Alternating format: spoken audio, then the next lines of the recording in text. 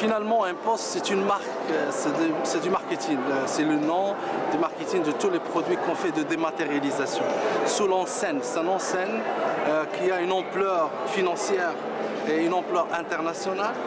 Financière, pourquoi? Parce qu'il y a du paiement derrière, avec tous les modes derrière, que ce soit par des cartes bancaires, purement bancaires, non nominatives. Ça veut dire qu'aujourd'hui, on est en train de focaliser surtout sur les consommateurs marocains et les Marocains d'aujourd'hui, tout simplement. Pour dire que ces gens-là, ils ont besoin de process simples. Pour recevoir une carte, il ne faut pas passer par une procédure compliquée, complexe. Il faut tout simplement donner son pièce d'identité, recevoir la carte, la charger instantanément et faire ce qu'on doit faire et la vie continue. Malheureusement au Maroc, bon, ça prend un peu plus de temps.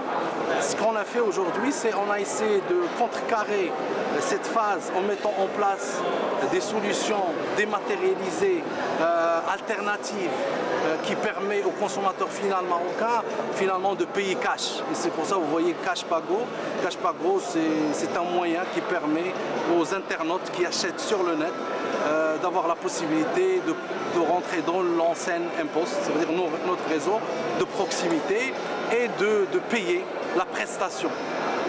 Et surtout, une fois la prestation est payée, tout le process est conclu.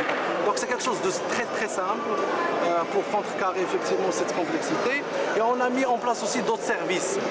Aujourd'hui, InPost, c'est une marque commercialisée sous l'entreprise GNS, Global Network Systems GNS Technologies, qui sont une filiale aujourd'hui de la BMCE.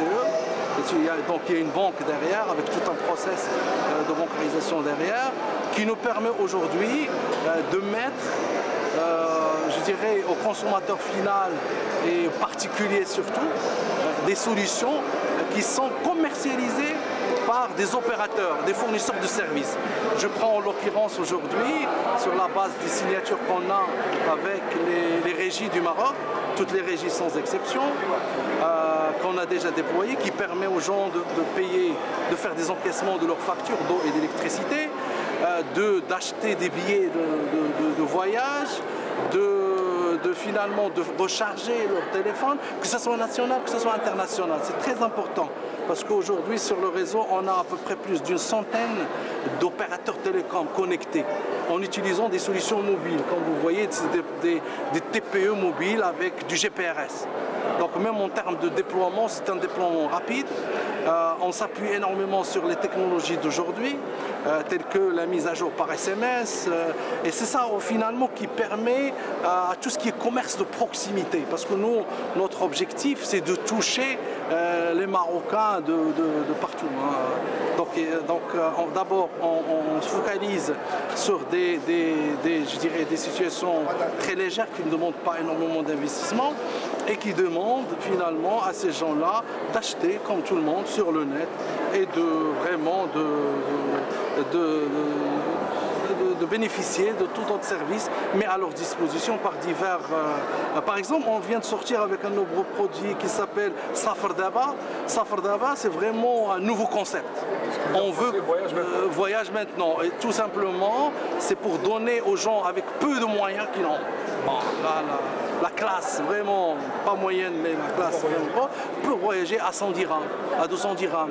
Et l'objectif finalement de ça, c'est suivre la stratégie que le Marocain connaisse d'abord son pays.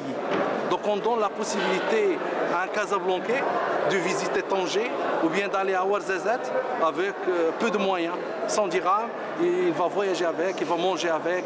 Ça c'est un nouveau concept. Et nous, pour faciliter un peu la tâche aux opérateurs touristiques, les agents de voyage, ainsi de suite, on met à leur disposition toute une technologie, un réseau, un portail qui leur permet tout simplement de dispatcher ou de mettre à la disposition leurs données, leur contenu, avec toute la gestion derrière qui est assurée par notre système. Donc finalement, il y a pas mal de nouveautés. Parce qu'on parle de mobile payment, c'est ce qu'on appelle pass to pay. Ça veut dire que demain, on peut tout faire à partir de notre iPhone. Okay? Et ça, c'est aujourd'hui, je peux vous dire que c'est une réalité. On parle plus de Sur votre iPhone, il y a une application qui s'appelle... Voilà, sur notre iPhone, il y a une application qui s'appelle Pass to Pay, qui est gratuite. Ça veut dire que le citoyen marocain qui a un téléphone, il va recevoir sa facture online, gratuitement, il va la voir.